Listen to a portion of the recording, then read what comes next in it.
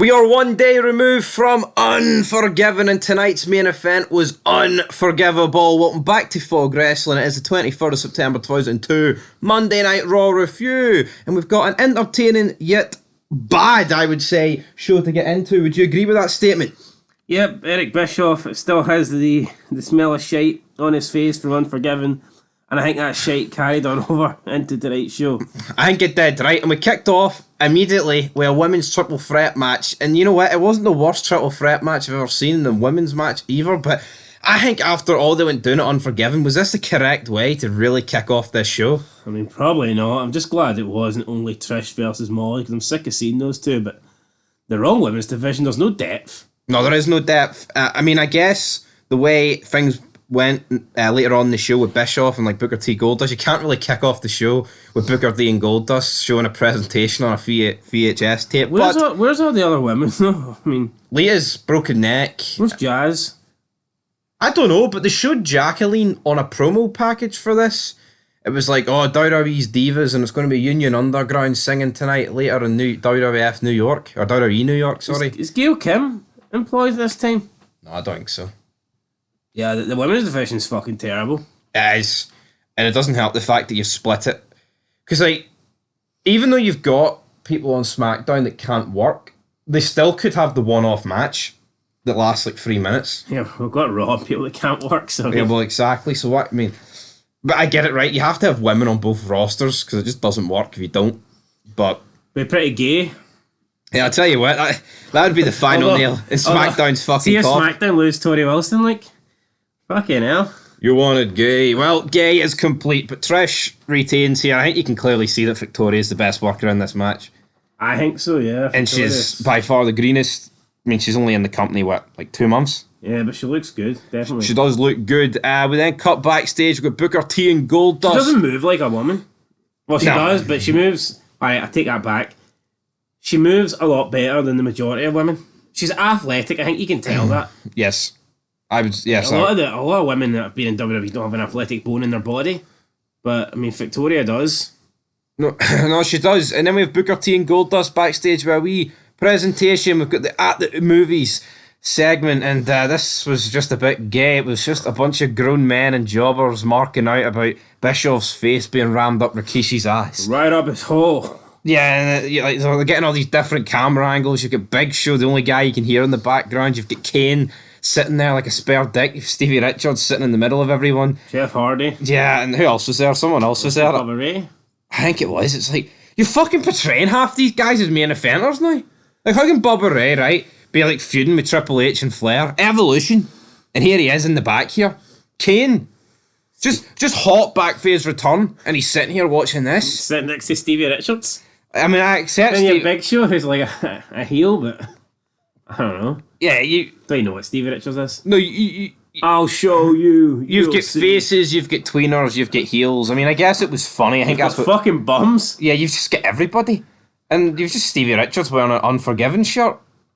Yeah, not good. And then Rico appears at the closet. That's what it looked like to me. It was just like wee curtains. Pokes his head through the curtains. I'm gonna tell Eric. I'm gonna tell Eric. How dare you guys watch this? How dare you guys watch this, man? King and JR weren't too impressed. No, he's Rico's a tattletale. He's a tattletale. No, we call him back in Oklahoma King. A tattletale. I'm a faggot. God damn, Eric. Eric Bischoff calling him that off screen. What's going on? But then he welcomes a mystery man to Raw.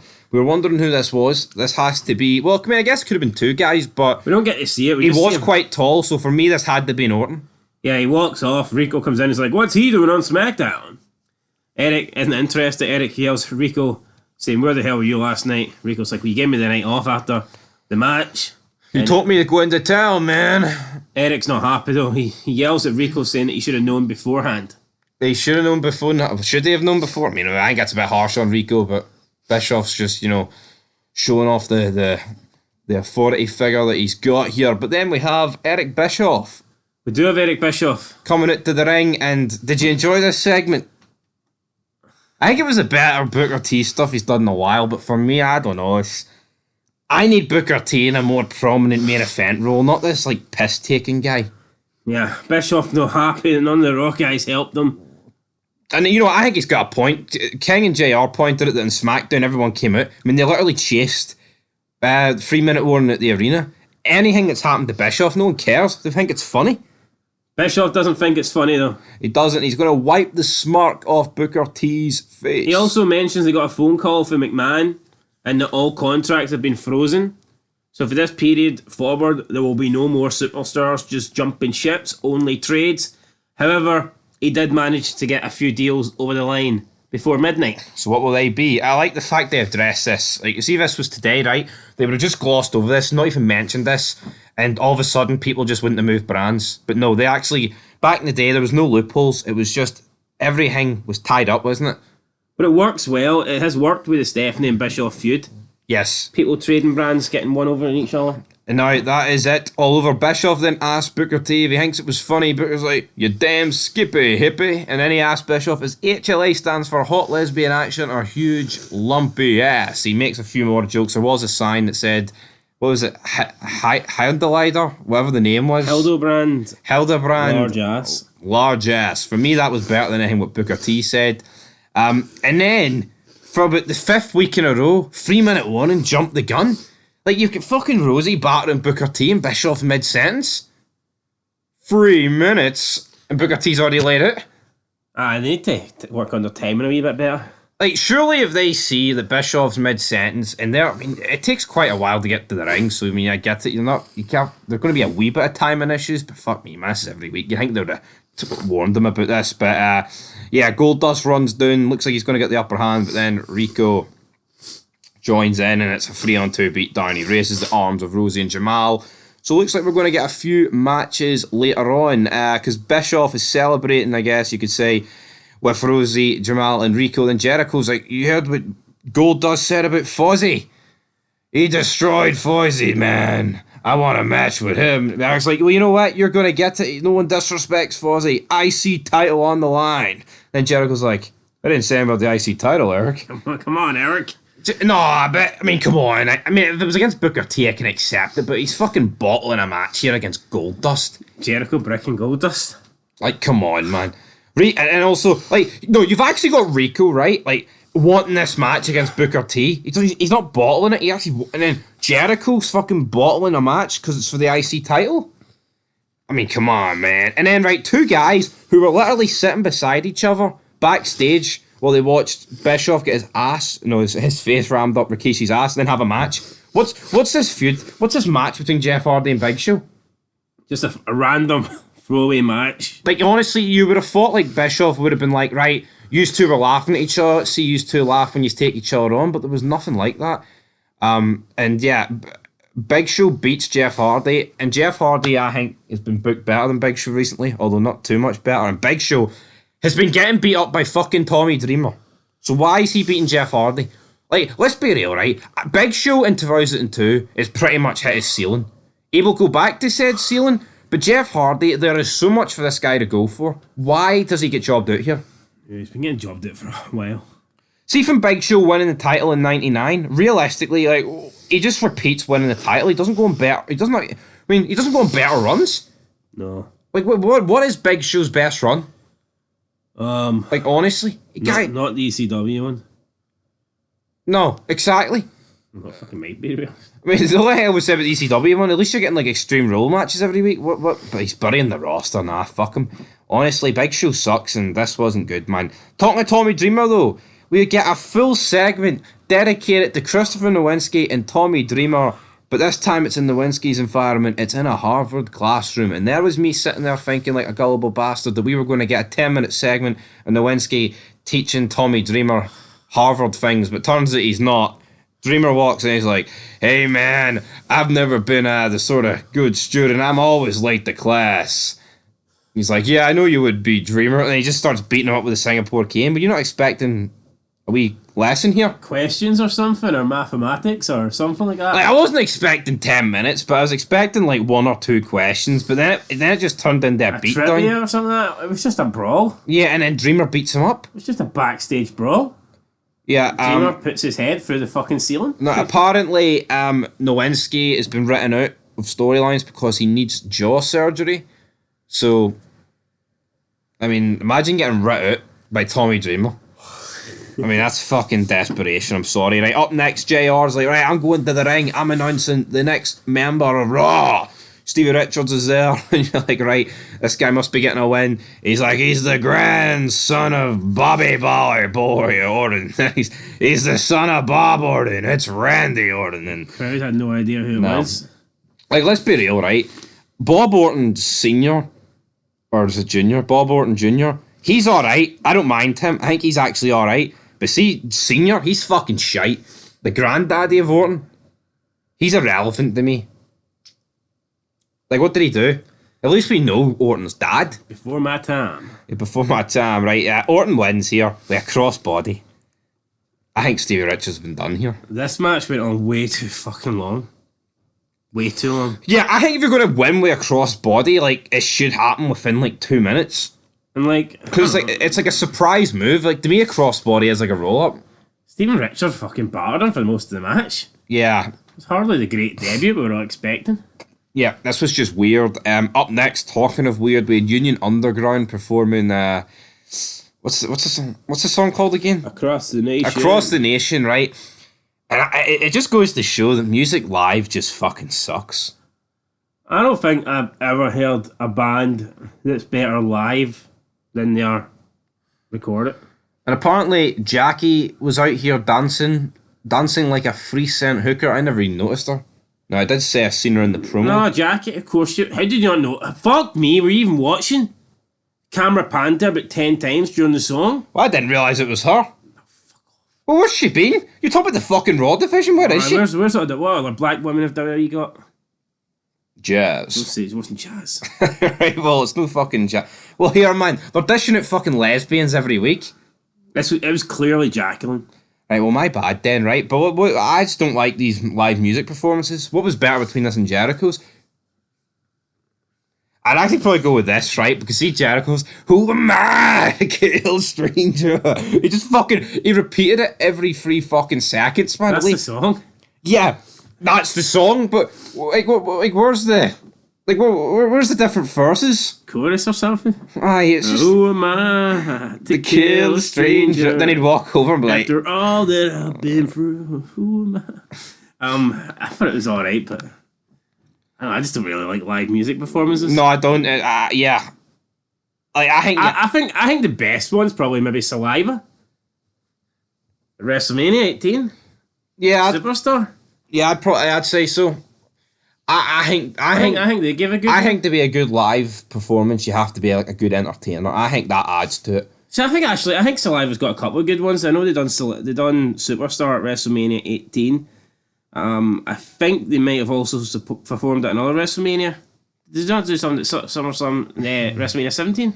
I think they did, aye. And cause I think there was 2 bands.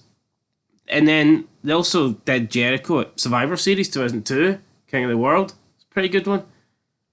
So all the bands, I would say maybe Survivors. I would say Saliva's could probably be the best one.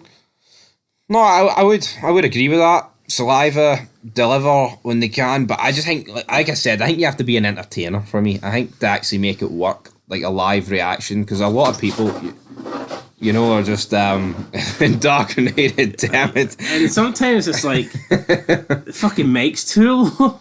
And I felt that here. Aye. It's almost like the guy's mic wasn't working. It's like, what the fuck? Yeah, like that's half the battle. And then like towards the end, it's like, I don't know, last minute of the song, they've got some weird sort of camera angle where everything's moving in slow motion. Then they just had Stacey Keibler dance in front of the band, and the camera was like focused on her ass. But it was weird. The screen was kind of going grey, and it was like, I don't know. The screen was going fucking weird. I'm just not a fan of these. I think it makes sense for an entrance, but like, why did they whip these guys out here? Why not just have Stacey Keibler out there on her own? Or does it not make sense just to have these guys kick off the show since it is the show intro? Like, I talked about how the match was just weird. Well, maybe. Maybe they could have did that. But anyway, guys, we talked about mics not working. I wish this guy's mic didn't work. Ric Flair, right, coming out here and saying that Triple H has made him realise everything, that he was pathetic and that basically he's done. He's a has-been, but he's going to hang around with Triple H because Triple H is on top and he's not. That's pretty much it. I'm going to ride the game's coattails. Woo! I'm gonna ride this guy to the top, damn it. Jet flying. I mean, who the fuck Triple H riding. yeah, who does he think Big nose fucking son of a gun. Who does he think he is, right? Riding Triple H's nose. Last night, he was wearing an Unforgiven shirt. Here he is, coming with like the $10,000 suit. I'm gonna show Triple H how to wear Rolexes. I'm gonna show him how to wear an Unforgiven shirt like a fucking bum. I mean, really? And then throughout all this, you Van Damme, I mean, probably the worst attire I've ever seen. Coming out with Loafers, fucking jogging pants, and taped up ribs and taped thumbs. like pajamas or something. He's fucking RVD. He's just woke up. RVD coming in like Tony Soprano. What the fuck? Woke up this morning. Yeah, you know what? He's in the ring, gets battered by Triple H and Flair. Triple H comes out from behind. Bubba Ray tries to make a save and it doesn't really work. He gets battered down as well. Then he goes and grabs a chair, and that's it. Fends him off. So yeah, Bubba Ray coming to RVD's rescue. We come backstage. Coach is confronting Bubba and RVD. They're both upset. Oh, this ain't the Triple H show. I mean, I get this is not the Triple H show, but right, he says it's not the Ric Flair show. But when is like Ric Flair like recently took like a hell of the show? At least, like, Bubba's had the feud with Triple H, and Triple H cuts these long promos. This was Flair's first promo by himself. It feels like fucking donks. I guess they meant, look, they're not going to let it turn into the Ric Flair show. Potentially, right? And you know what? Fair play to Bubba Ray. And then Bischoff's like, Raw's my show, damn it. And you're going to get them tonight in a 2-on-2 match. God damn it. So, yeah, looking forward to that match. Definitely not. Up next, Intercontinental Championship match, Jericho against Goldust. World Wrestling have got this wrong. They said Jericho pins Goldust. It was actually the World's Jericho. Submitted him. Yeah. And I think this match went on far too fucking long. Goldust was a bum, right? I don't mind the comedy, even though I think recently it's been fucking pish. But I don't think this guy should be taking Jericho this long. No. But, nah, I've no issue with it. Actually, Goldust is alright. Like, it's hard to think he's 6'5". Isn't it? Gold. How much better would it be if Cody Rhodes was the one that was 6'5"? You know, it sucks, man. He does, doesn't he? Fucking sucks, buddy. Right, then we get Lance Storm and Christian taking on Kane and a mystery partner. Who did you think it was going to be? The Hurricane. The Hurricane. No. And you know what? This just made this feud feel a wee bit fresher, man. I've been sick of Kane and the Un-Americans, but adding the Hurricane in there, add it in for a different element. And guess what? We've got new tag team champions. We've got a double Hurra choke slam. I don't think Kane and the Americans has been that. It's more Booker T and Goldust. Oh, I know, but like, it hasn't helped Kane. Like, he's just been hanging around with it. Like, they're like a bad smell. Like, it's as if they've like stink-faced fucking Kane. Honestly, like, but you know what? I'm glad they've new tag team champions. I like Kane and Hurricane. I'm pretty sure these two pretty much hold it up until that TLC match we have for the 10th anniversary. So, looking forward to that match because that's a pretty good TLC match. We have a Terry interviewing Hurricane up next. He's like, I need to get a sidekick. And then he sees Kane. He's like, oh, I didn't mean it, buddy. I was just a hurrah humor. Man, and Kane's like, everybody needs to know that freaks are cool. Then he sexually assaults Terry. He kisses her without her permission. What's the Big Red Machine doing, damn it? Big Red Machine's running wild. If he did this today, Glenn Jacobs would be fucking fired out his mayor's seat, wouldn't he? Well, alright, they try to cancel him like for supporting Trump, so God damn. Goddamn right. Then the Un-Americans are crying backstage. Regal's like, fellas, we shouldn't be coming across as whiny Americans. We need to be united more than ever. Eric kicks Coach out the locker room. I guess could be near the end for the Un-Americans. Yeah, like, as soon as Regal joined, it's fucking went downhill. Even though Regal's good. Then we have Rico against Booker T. Can you dig that? Sucker! And yeah, he defeats Rico. Rosie and Jamal come down. They batter Booker T, and then they batter Goldust. Pretty much what we just saw earlier, isn't it? Like, yeah, Goldust comes down to make the save again. This time it didn't really work. It didn't work. Then we go to a break. We come back for Bischoff's. Haha. Booker, do you respect me now? And then he says, next week we're in Houston and you'll take on Rosie and Jamal with Goldust. And Booker T says to Bischoff, you are what you eat. An asshole. God damn, man, he eats his asshole. What's that all about, man? This show's fucking taking SmackDown's gayness to a whole new level. We then see RVD and Bubba Ray backstage, he's like, it doesn't matter if I'm hurt, man. I've got nothing left to lose. Who am I to kill a stranger? Right, main event time. Worst fucking main event I've ever seen. Ric Flair said he was gonna like rise to Triple H's level, but if anything, I think Triple H just fucking lowered himself to Ric Flair's. Yeah, right. I mean, as much every move that Ric Flair takes looks like a bag of shite. Yep. He couldn't do the corner spot. He got caught in the ropes. Actually, he low blowed himself. Got caught in the fucking ropes. RVD tried to do a monkey flip and Near broke his neck. Bubba Ray did a back body drop. Near broke his neck. Triple H got clotheslined over the top rope at 1 mile per hour. Yeah. I mean, Triple H is moving like he's humped. Michaels must be watching this. He's like, hold on here. I need to come fucking back. Yeah, just a shite match. It was, man. And then towards the end, we have a table in the ring. So they don't even use during the match. I get it. It would end in a DQ. But then even the way Ric Flair wins, though. The roll up on Bubba Ray looks so shit. Yeah, it did. Like, it was just absolute shite. Bubba... The table's in the ring. Ric Flair again gets thrown to the outside. Bubba then lifts up Triple H, goes for the power bomb. I don't know, Triple H was too heavy, or Bubba lost his footing, or I don't know, Triple H's balance off. Something happened, but he power bombs him right on the fucking edge, and it like snaps like the tiny corner of the table, but the table's still standing. But the legs, I think, have been buckled. So that happens there. Then Bubba is like, right, fuck this. And he just rolls Triple H on top of the table, and RVD goes to the top rope. Then we have Flair, who grabs a sledgehammer, or maybe in the title belt. Either way, that was a sledgehammer, I think. Flair then gets up in the apron, and he's like just caught. He's like being like showing off antics and stuff, distracting the referee, and like Flair's acting as if the match is still going. Yeah. Like Flair's on the ring apron as if he's trying to cause a distraction, or as if he's trying to get into the ring with the weapon that the referee won't allow. The match is fucking over. Yeah. What's Ric Flair If you want to fucking help him, help him. If you want to go in and help Triple H, then do it. If you don't, then don't.